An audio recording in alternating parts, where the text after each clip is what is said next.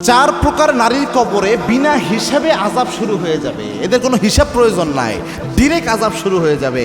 কবরটাই একটা জাহান্নামের টুকরা হয়ে যাবে। মারাত্মক বিষয়। নারীরা এমনি জান্নাতে যাওয়া অনেক সহজ, সেক্ষেত্রে নারীরা যদি এরকম আযাবের সম্মুখীন হয় এটা খুবই মারাত্মক। তার মধ্যে এক নাম্বার হচ্ছে যেই নারীরা যে কোনো কিছুতেই জাদু করে, তাবিজ করে, এরকম কিছু করে। দেখবেন ছেলের সাথে ছেলের বউয়ের সম্পর্ক ভালো, তার এটা ভালো লাগতেছে না, চিন্তা করে আমার ছেলেটাকে আমার ছেলের বউ নিয়ে চলে গেছে, এই জন্য সে জাদু করে, একটা কুফরি করে, এরকম টাইপের অনেকের রয়েছে। আবার অনেকের মা ছেলের সম্পর্ক ভালো, সে চিন্তা করে আমার স্বামীরে বশ করতে হবে, এই জন্য তাবিজ করে, জাদু করে। এটা মারাত্মক একটা অপরাধ।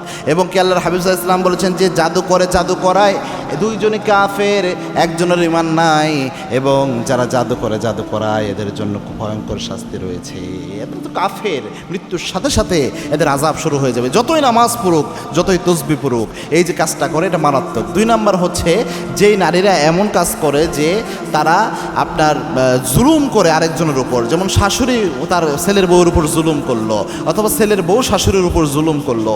এরকম জুলুম কিন্তু ব্যক্তির সাথে জড়িত অপরাধ। যতই নামাজ রোজা পড়ুক, এটার জন্য আল্লাহ রাব্বুল আলামিন তাকে মাফ করে না যতক্ষণ ওই ব্যক্তি মাফ করে না। এজন্য জুলুম কখনো করবেন না। জুলুম করলে একজন আরেকজনের উপর কবরের আযাব হয়। তিন নাম্বার হচ্ছে শিরক করে যারা, তাদের কবরের আযাব শুরু হয়। শিরক করে মারা যায়। যে কোনো কিছু হলেই মাজারে যেয়ে মান্নত করে, খাজা বাবার দরবারে এটা দিবে সেটা দিবে, সন্তান চায় খাজা বাবার কাছে, বিভিন্ন ওসিলা তালাশ করে এইভাবে। অথচ ওসিলা হচ্ছে নেক আমল, নেক কাজ, নেক আমল, নেক কাজের মাধ্যমে ওসিলা তালাশ করতে হয়।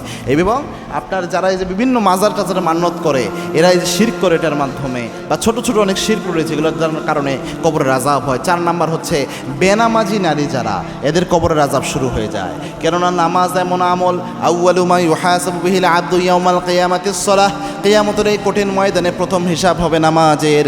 যার আমল নামায় নামাজ থাকবে তার সমস্ত আমল আল্লাহ কবুল করে নেবে, যার আমল নামায় নামাজ থাকবে না কোনো আমল আল্লাহ কবুল করবে না।